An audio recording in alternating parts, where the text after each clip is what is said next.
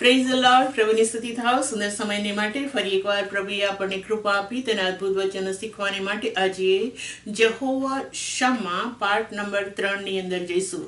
પહેલા પ્રભુનું વચન વાંચીશું. હઝકીએલ તેનો 48મો અધ્યાય અને તેની 35મી કલમ. ત્યાં એવું લખવામાં આવ્યું છે, તેની ચોતરફનું માપ 2,500 કાઠી થાય. તે દિવસથી તે નગરનું નામ યહોવા શમ્મા એટલે યહોવા ત્યાં છે એવું પડશે.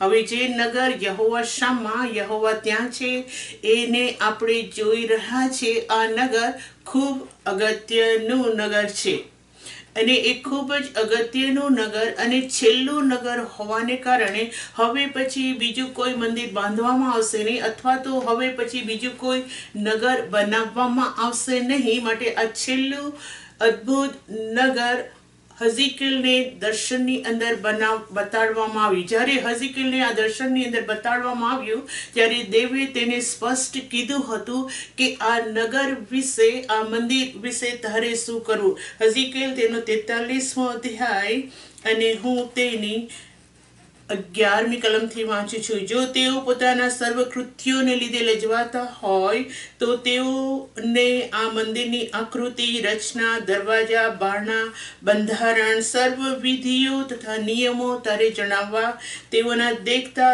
લખવા, જેથી તેઓ તેની તમામ રચના વિધિઓનું અનુકરણ કરીને અમલ કરે. મંદિરના નિયમ એ છે કે પર્વતની શિખર પરની આખી સપાટી પરમ પવિત્ર ગણાય. એ મંદિરનો નિયમ છે. પરમ પવિત્ર શબ્દ એ આ મંદિરનો મુખ્ય ચાવીનો શબ્દ છે. આ શહેરનો મુખ્ય ચાવીનો શબ્દ છે. કેમ કે પહેલા દેવે મૂસાને મુલાકાત મંડપ આપ્યો, ઇસ્રાએલ લોકો એનું ગૌરવ જાળવી રાખ્યું નહીં. ફરીથી દેવે સુલેમાનને દ્વારા એક મંદિર, અદ્ભુત મંદિર બનાવડાવ્યું, પરંતુ ત્યાં ગાડી પણ લોકોએ એનું ગૌરવ જાળવી રાખ્યું નહીં. હવે આ છેલ્લું મંદિર એવું બનાવવામાં આવનાર છે અને તેનો બાંધનાર અને રચનાર હેબ્રીઓનો પત્ર 11મા અધ્યાય 10મી કલમમાં લખવામાં આવ્યું છે કે તેનો બાંધનાર અને રચનાર કોણ છે? દેવ પોતે છે. તેથી કરીને હવે આ મંદિરને દેવ પોતે બાંધીને એને એવી રીતે રચના કરવાનો છે અને એનો નિયમ એટલો છે કે તે ટોટલ પવિત્ર રહે એવો એનો નિયમ છે. તેથી જ કરીને આવો આપણે વાંચીશું. એ જ પવિત્રતાને સંભાળી રાખવા માટે કેટલાય પ્રભુના સંતોએ આ યરુશલેમ માટે, આ દેવના નગર માટે, જહોવા શામ્મા માટે ભવિષ્ય વચનો કીધા છે. એને હવે આપણે જોઈશું. ગીત શાસ્ત્ર તેનો 24મો અધ્યાય અને એની 3જી કલમ. ત્યાં દાઉદ આ પ્રમાણે કહે છે, યહોવાના પર્વત પર કોણ ચડી શકશે? તેના પવિત્ર સ્થાનમાં કોણ ઉભો રહી શકશે? જેના હાથ શુદ્ધ છે, જેનું હૃદય નિર્મળ છે, જેણે પોતાનું મન અસત્યમાં લગાડ્યું નથી, જેણે જૂઠા સોગંદ ખાધા નથી, તે જ ચડી શકશે. આ પવિત્ર નગરનો નિયમ એવો છે કે જે કોઈ પવિત્ર હશે કેવળ તે જ તે મંદિરની અંદર, નગરની અંદર જઈ શકશે. આવો હવે એની એ જ બાબત યોએલની અંદર લખવામાં આવી છે અને યોએલમાં પ્રભુનું વચન શું કહે છે એને આપણે જોઈશું. યોએલ તેનો 3જો અધ્યાય અને એની 17મી કલમ. ત્યાં યોએલ એ જ નગર વિશે ભવિષ્ય વચન કહે છે. જે નગર જહોવા શામ્મા છે એના જ વિશે ભવિષ્ય વચન કહે છે. આથી તમે જાણશો, હું મારા પવિત્ર પર્વત સિયોન પર રહેનાર તમારો દેવ યહોવા છું. તે વખતે યરુશલેમ પવિત્ર થશે અને ત્યાર પછી કદી પણ કોઈ પરદેશી તેમાં પ્રવેશ કરશે નહીં. એવા યરુશલેમ વિશે, એવા નગર વિશે યોએલ પ્રોફેસી કરી રહ્યો છે કે એ નગર પવિત્ર હશે અને ત્યાર પછી કોઈ પરદેશી તે નગરની અંદર પ્રવેશ કરશે નહીં. હવે જખારિયા પણ આ જ જહોવા શામા આ નગર વિશે ભવિષ્ય વચન કહે છે. એને આપણે વાંચીશું. જખારિયા તેનો 14મો અધ્યાય અને 20મી કલમ. તે દિવસે ઘોડાઓની ઘંટડી પર યહોવાને સારું પવિત્ર એ શબ્દ હશે અને યહોવાના મંદિરના તપેલા વેદી આગળ પ્યાલા જેવા થશે. હા, યરુશલેમમાંનું તથા યહુદામાંનું એકે એક તપેલું સૈન્યના દેવ યહોવાને સારું પવિત્ર થશે. બલિદાન આપનારા સર્વ માણસો આવીને તેમાંના કેટલાક તપેલા લઈને તેમાં બાફશે. તે સમયે સૈન્યનો દેવ યહોવાના મંદિરમાં કોઈ ખનાની પ્રવેશ કરશે નહીં. યોએલમાં પણ લખવામાં આવ્યું કે કોઈ પરદેશી એ યરુશલેમમાં પ્રવેશ નહીં કરે. જખારિયાની અંદર પણ લખવામાં આવ્યું કોઈ કનાની એ મંદિરની અંદર નગરની અંદર પ્રવેશ નહીં કરે. અને તે ઘોડાઓની ઘંટડી ઉપર એવું લખવામાં આવશે કે યહોવાને સારું પવિત્ર. ટૂંકમાં આ મંદિરનું બધી બાજુથી પ્રભુના સંતોએ ભવિષ્ય વચન એવું કીધું છે પ્રથમ કે આ મંદિર પવિત્ર નગર હશે. એવું પવિત્ર હશે કે તેની અંદર કોઈ પણ અશુદ્ધ એ મંદિરની અંદર પ્રવેશ કરશે નહીં. તેથી આ જ મંદિર વિશે આવો આપણે વાંચીશું. પ્રકટીકરણ અને તેનો 21મો અધ્યાય અને હું એની 27મી કલમ વાંચું છું. હવે પ્રકટીકરણ 21મો અધ્યાય 27મી કલમ આપણે જે વાંચી રહ્યા છે, 21મો આખો અધ્યાય એ જહોવા શામા નગર અને યરુશલેમનું વર્ણન છે. એને આપણે યાદ રાખીશું. હવે એના માટે શું લખવાનું છે? જે કંઈ અશુદ્ધ છે, જે કોઈ ધિક્કારપાત્ર કૃત્યો કરે છે, અસત્ય આચરે છે, તે તેમાં કદી પ્રવેશ કરશે જ નહીં. પણ જેઓના નામ હલવાના જીવનના પુસ્તકમાં લખેલા છે તેવો જ પ્રવેશ કરશે. જહોવા શામા એવું એક નગર દેવ બાંધીને આ વચનની અંદર લખવામાં આવ્યું છે કે તે એવું પવિત્ર ને પવિત્ર રહેવાનું છે કે કોઈ પણ અશુદ્ધ વ્યક્તિ એ નગરની અંદર કદી પણ આવશે નહીં.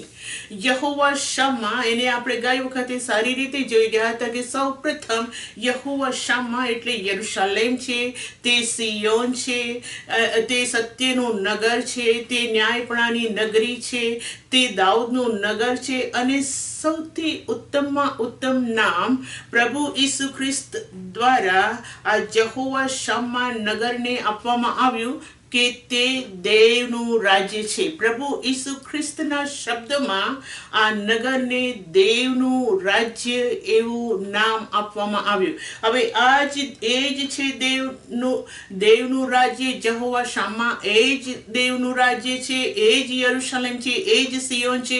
એ બધું વચનોમાં ભેગા કરીને દેવ એવું એક નગર બનાવી રહ્યો છે કે જે નગરમાં કોઈ પણ અપવિત્ર લોકો કદી પણ એ નગરમાં પ્રવેશ કરશે નહીં. એ સૌથી પહેલામાં પહેલો આ નગરનો નિયમ છે. હવે આ નગરને આપણે જોઈશું તો 21મા અધ્યાયની અંદર એક્ઝેક્ટલી એ જ આપેલું છે. જેમ આપણે ગઈ વખતે જોઈ ગયા કે એ યરુશલેમ છે અને એ યરુશલેમ આકાશમાં છે. જેમ લખવા છે ગલાતી 26મી કલમમાં આપણે વાંચ્યું કે આપણે એ યરુશલેમના સંતાનો છે. જે યરુશલેમ આકાશમાં છે, એ યરુશલેમ આપણી માતા છે અને એના આપણે સંતાનો છે એવું લખવામાં આવ્યું છે. એ બધી ગઈ વખતના બધા પ્રકટીકરણને યાદ રાખીને હવે અહીંયા આગળ એ જ યરુશલેમ કેવી રીતે લખવામાં આવ્યું છે એને આપણે જોઈશું. પ્રકટીકરણ તેનો 21મો અધ્યાય અને હું એની પહેલી કલમ વાંચું છું. મેં નવું આકાશ નવા પૃથ્વી જોયા, કેમ કે પહેલું આકાશ પહેલી પૃથ્વી જતા રહેલા છે અને સમુદ્ર હવે છે જ નહીં. મેં પવિત્ર નગર નવું યરુશલેમ જે દેવની પાસેથી આકાશમાંથી ઉતરતું હતું અને કન્યા પોતાના વરને સારું શણગારવામાં આવેલી હોય તેમ તે તૈયાર કરેલું હતું. આપણે સારી રીતના જોઈ ગયા કે એ નગર એવું છે કે જે આકાશમાં છે, જે યરુશલેમ છે. હવે આ યરુશલેમને યોહાન આકાશમાંથી ઉતરતો જુએ છે અને તે નગર છે. અને એ નગરની માટે લખવાનું છે, એ પવિત્ર નગર યરુશલેમ મેં આકાશમાંથી ઉતરતું જોયું. ત્યાર પછી આપણે 10મી કલમ વાંચીશું. 21મો અધ્યાય 10મી કલમ. એમ કહીને તે મને આત્મામાં એક મોટા ઊંચા પહાડ પર લઈ ગયો અને મને દેવ પાસેથી આકાશમાંથી દેવના મહિમા સહિત ઉતરતું પવિત્ર નગર યરુશલેમ બતાડ્યું. પવિત્ર નગર યરુશલેમ, જે નગરને આપણે જોઈ રહ્યા છે, તે આકાશમાંથી ઉતર્યું અને યોહાનને તે બતાડવામાં આવ્યું. ત્યાર પછી 23મી કલમ.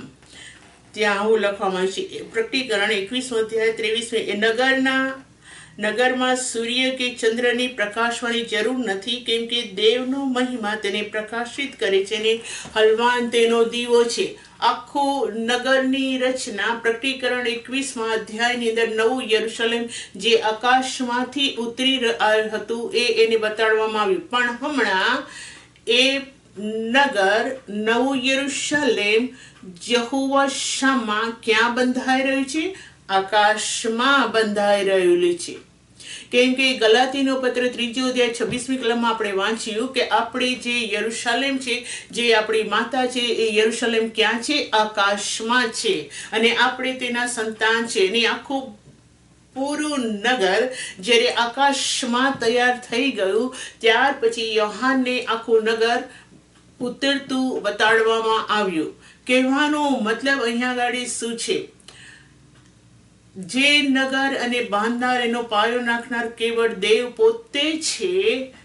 અને તેથી જ કરીને પ્રભુ ઈસુ ખ્રિસ્ત જ્યારે આ પૃથ્વી પર હતા ત્યારે તેણે કીધું કે હું ઉપર જઈશ, તમારે માટે જગ્યા તૈયાર કરીશ, ને જ્યારે જગ્યા તૈયાર થશે ત્યારે હું નીચે તમને લેવા માટે આવીશ. કહેવાનો મતલબ અહીંયા આગળ એવું છે કે તે આખું નગર એવી રીતના તૈયાર કરવામાં આવી રહેલું છે.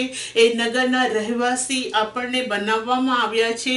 ફિલિપી 3જા અધ્યાય પ્રમાણે કે તે નગરની અંદર આપણે સિટીઝન છીએ. એ બધી બાબતો લઈને દેવે એવું એક યરુશલેમ આકાશની અંદર બનાવ્યું છે. ને જે યરુશલેમ આકાશમાં છે, જે દેવનું રાજ્ય આકાશમાં છે, તેના આપણને નાગરિક બનાવવામાં આવ્યા છે ને તેની અંદર આપણને સમાવેશ કરવામાં આવે છે. પણ એ નગર એવું છે કે તેનો મુખ્ય સિદ્ધાંત એવો છે કે તે પવિત્ર છે અને તે જે કોઈ પવિત્ર છે કેવળ તેવો જ એ નગરની અંદર પ્રવેશ કરશે.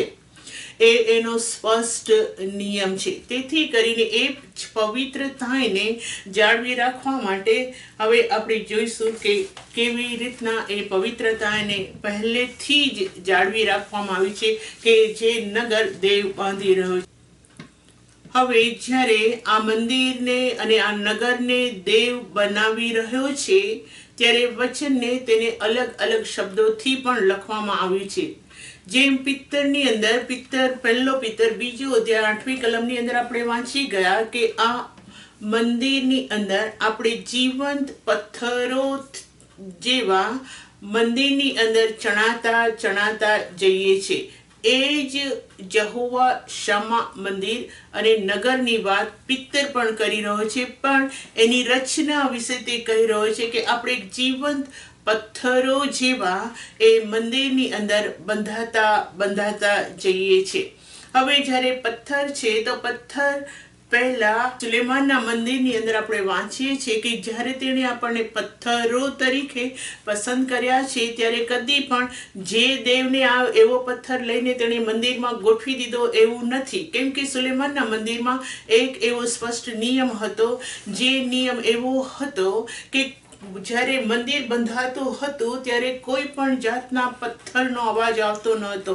પહેલો રાજા તેનો 6 અધ્યાય અને 7મી કલમમાં લખવામાં આવ્યું છે, મંદિર બંધાતું હતું ત્યારે કોઈ પણ પથ્થરનો અવાજ આવતો ન હતો. પણ જે પથ્થરો લાવવામાં આવતા હતા મંદિરને, તેને ખાણમાં થી તૈયાર કરીને લાવવામાં આવતા હતા. તો ખાણમાં તેનો અવાજ આવતો હતો અને ખાણમાંથી તૈયાર થયેલા પથ્થરો એના દ્વારા મંદિરને બનાવવામાં આવતું હતું, તૈયાર થયેલા પથ્થરો. અને એનો એ જ સિદ્ધાંત અહીંયા ગાડી આપણે વાંચવાના છે. યશાયા તેનો 51મો અધ્યાય અને તેની 2જી કલમથી. અહીંયા ગાડી એવું લખવામાં આવ્યું છે કે ઇબ્રાહિમ વિશે લખવામાં છે કે ઇબ્રાહિમને કોઈ ખાણમાંથી ખોદી નાખવામાં આવ્યું એવી કોઈ બાબત યશાયા 51ની અંદર દેવ યાદ દેવડાવે છે. ત્યાં એવું લખ્યું છે, હે ધાર્મિકપણાને અનુસરનારા, યહોવાને શોધનારા, તમે મારું સાંભળો. જે ખડકમાંથી તમને ખોદી કાઢવામાં આવ્યા છે, જે ખડકમાંથી તમને ખોદી કાઢવામાં આવ્યા છે, તથા જે ખાણમાંથી તમને ખોદી કાઢવામાં આવ્યા છે, તેના બાકોરાને નિહાળીને જુઓ. તમારો બાપ ઇબ્રાહિમ અને તમારી જનેતા સારાને નિહાળો. તે એકલો જ હતો ત્યારે મેં તેને બોલાવ્યો અને તેને આશીર્વાદ આપીને તેને વૃદ્ધિ કરી. અહીંયા એક ઇબ્રાહિમ અને સારા 2 નામ લખવામાં આવ્યા છે. અને પછી બીજો એક એવા શબ્દો લખવામાં આવ્યા છે કે ખાણમાંથી તમને ખોદી કાઢવામાં આવ્યા. કેમ કે આપણે સારી રીતના જાણીએ છીએ કે પ્રભુ બીજી ઉપમાથી એવું કહે છે કે તમને જીવંત પથ્થરો તરીકે એ મંદિરની અંદર બાંધવામાં આવ્યા છે. હવે ઇબ્રાહિમને દેવે જીવંત પથ્થર બનાવવો હતો. ઇબ્રાહિમને દેવે ઘડેલો પથ્થર બનાવવો હતો. ઇબ્રાહિમના વિશે જોઈએ તો ઇબ્રાહિમને દેવે કેવી રીતે ઘડ્યો, કેવી રીતે આ ઇબ્રાહિમ નામના જીવનને દેવ તરફથી કાપવામાં આવ્યું, એનો ઘાટ ઘડવામાં આવ્યો અને દેવના મંદિરની અંદર મૂકવામાં આવ્યો. જ્યારે ઇબ્રાહિમને દેવે બોલાવ્યો, ઉત્પત્તિ તેના 12મા અધ્યાય 1લી કલમમાં વાંચશો, ત્યાં એવી રીતે લખવામાં આવ્યું છે કે દેવે ઇબ્રાહિમને બોલાવ્યો અને ઇબ્રાહિમને એવું કીધું, તારો બાપ, તારા સગા, તારો દેશ બધું મૂકીને મારી પાછળ ચાલ. એ સૌથી પહેલો ઇબ્રાહિમે જે પસંદ કરેલો પથ્થર દેવે પોતાના હાથમાં લીધો ત્યારે હવે તેને કાપવાનું ચાલુ કર્યું. પહેલું કાપવાનું એ હતું કે તારો દેશ ને તારું જે કંઈ છે તેને છોડીને તું મારી પછવાડે ચાલ. ત્યાર પછી આપણે જોઈએ છીએ કે ઇબ્રાહિમને એવું કહેવામાં આવ્યું કે હાગાર અને તેનો છોકરો ઇસ્માઇલને તારે બહાર કાઢી મૂકવા. આ ઇબ્રાહિમને માટે આ જે જીવન એનું કાપવાનું હતું, આ પથ્થર જે કાપવાનું હતું એના માટે ખૂબ જ અઘરું હતું, એટલું બધું સહેલું ન હતું. પરંતુ દેવે એની પોતાની પસંદગી પ્રમાણે ઇબ્રાહિમને બનાવવાનો છે અને ઇબ્રાહિમે દેવની પસંદગી પ્રમાણે બનવાનું છે.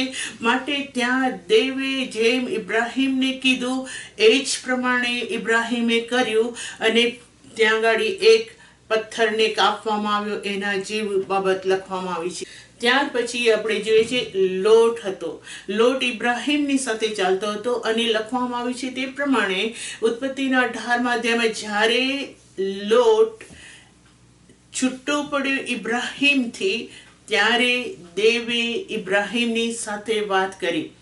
ત્યાં પાછું બીજું પથ્થર ઇબ્રાહિમ નામના પથ્થરને કાપવામાં આવ્યો એવું એક સેન્ટેન્સ લખવામાં આવ્યું છે કે જ્યારે લોટ ઇબ્રાહિમથી છૂટો પડ્યો ત્યારે દેવે ઇબ્રાહિમની સાથે વાત કરી.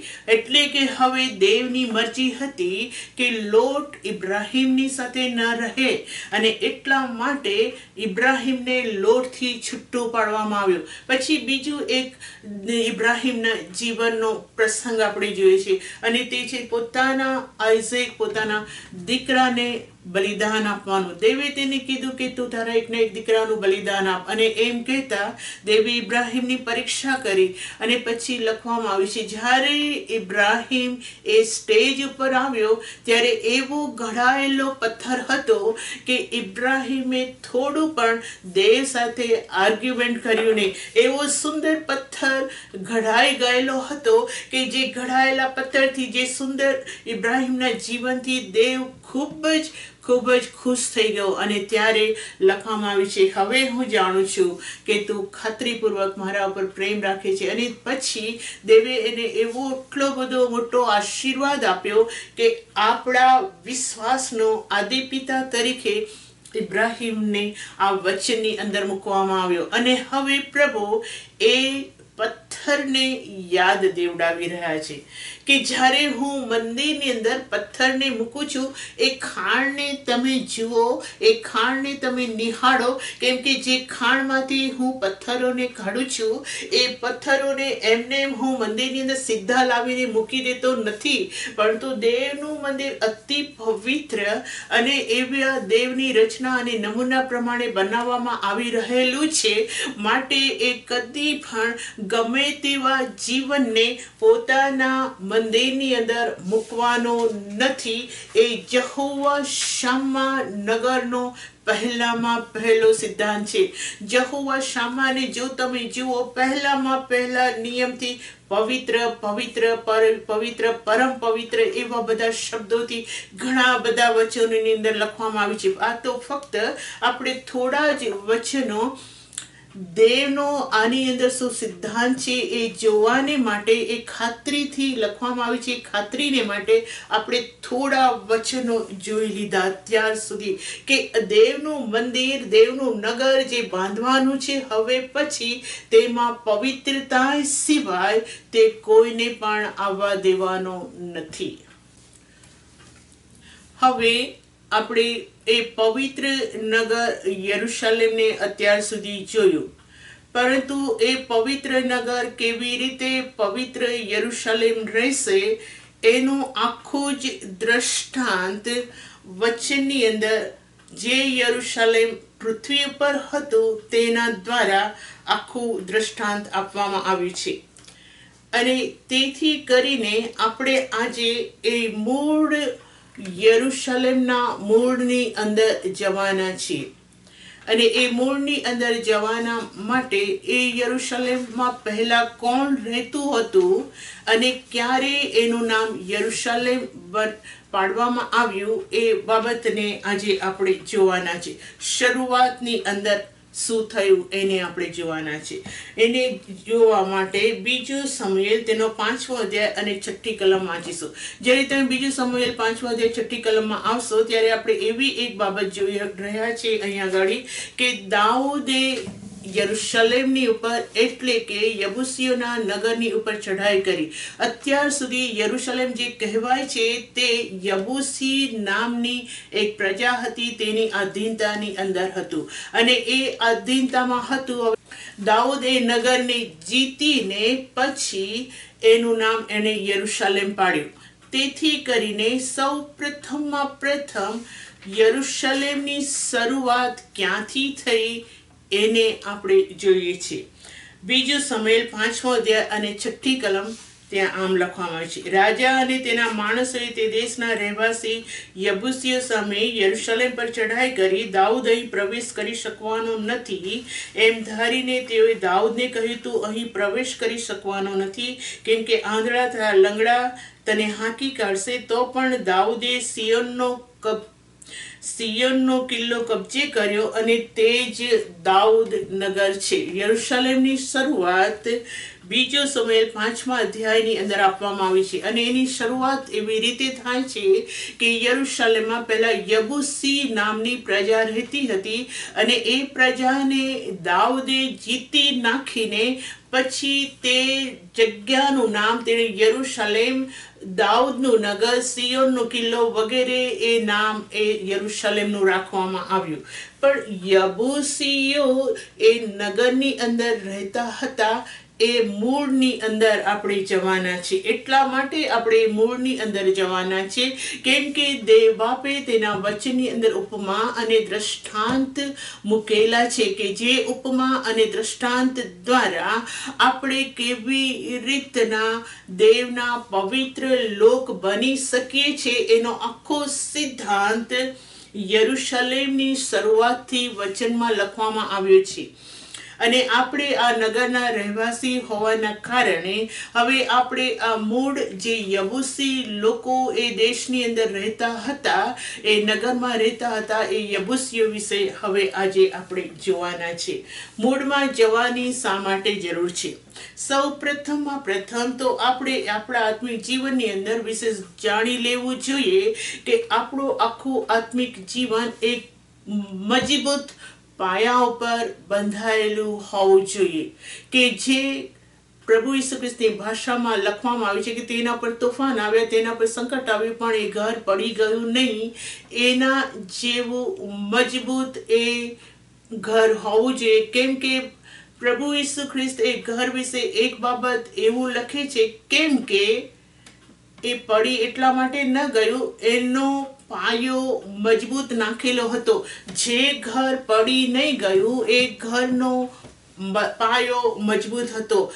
એ મજબૂત હતો તો કહેવાનો મતલબ કે એનો આપણે છેક પાયામાં જવાની જરૂર છે.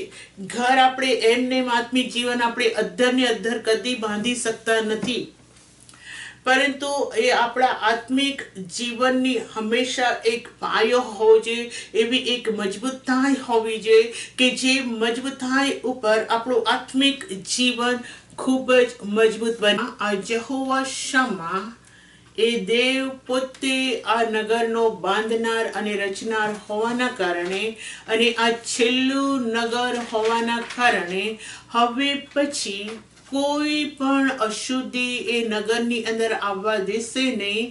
પ્રથમથી તેણે આ નગરનો નિયમ એવો રાખ્યો છે કે તે શુદ્ધ, પવિત્ર, નિર્દોષ અને ન્યાયી નગરી બને. તો એના માટે હંમેશા દેવ એવા લોકોને પસંદ કરે છે. પસંદ કર્યા પછી તેઓમાં રહેલી હરેક ઉણપોને પવિત્ર આત્મા દ્વારા કાપતો વચનથી તેને શુદ્ધ અને પવિત્ર કરતો પોતાના નગરની અંદર અથવા તો પોતાના મંદિરની અંદર પથ્થર તરીકે તેને મૂકતો જાય છે. અને એમ યહોવા શમ્મા ટોટલ પવિત્ર એને રાખવામાં આવે છે. પ્રભુ આપણા ઉપર કૃપા કરે. આવતા દિવસોમાં આપણે યબુસીઓ કે જેઓ યરુશલેમની અંદર રહેતા હતા અને કેવી રીતે યરુશલેમને જીતવામાં આવ્યું એ યબુસીઓ વિશે આવતા અઠવાડિયાની અંદર આપણે જોઈશું. આવજો. Praise the lord.